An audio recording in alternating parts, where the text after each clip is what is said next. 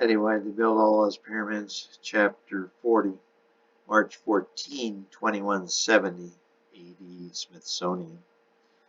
Isn't it beautiful? Jennifer said, staring at her find. The scepter had its own separate room at the Smithsonian Museum in Washington, D.C.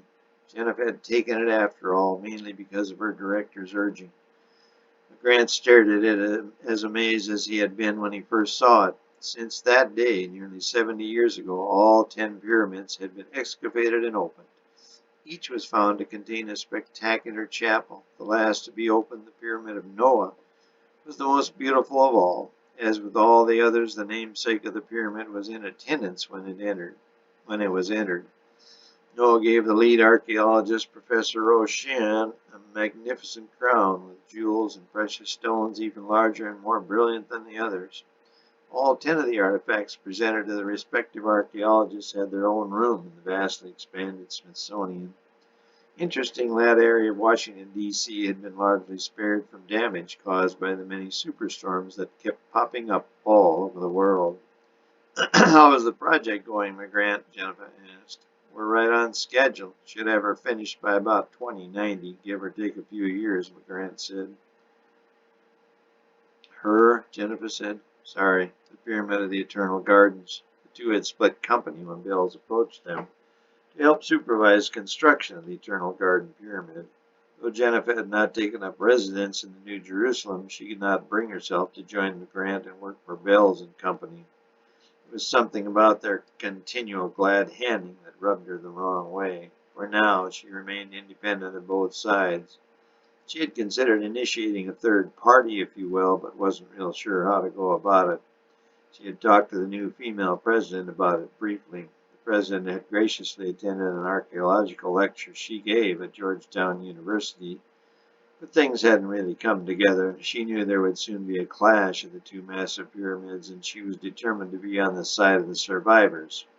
In her mind, she was still not sure which side that would be. We've opened up over a mile high of floors and people are flocking in. The base of our pyramid, as you know, is even wider than the one over in Timbuktu, McGrant said, a smile of pride crossing his face. How do you support it, baby? She said, grabbing his left arm. She quickly withdrew it and said, Sorry.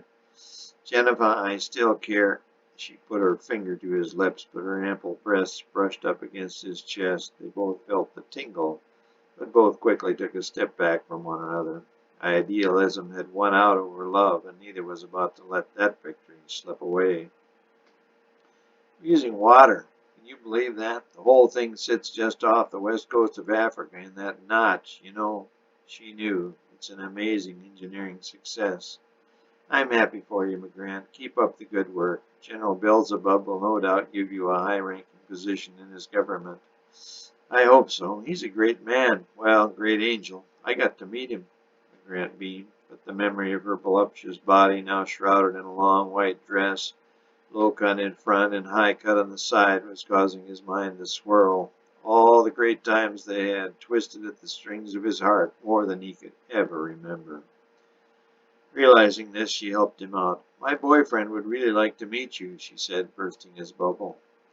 Yeah, that'd be nice. Who's the lucky guy? McGrant asked. The professor's son, Colburn II. McGrant knew Jennifer had a fling with Professor Colburn himself, but she didn't know he had a son. Is he nice? McGrant managed to say. Not as smart as his father, but he likes archaeology.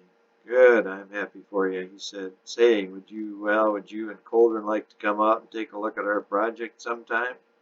Sure, she said. We'd love to see it. Give me a call. She knew he wouldn't call, and he knew she wouldn't answer. Well, have a good one, he said. You too. Good luck, she said.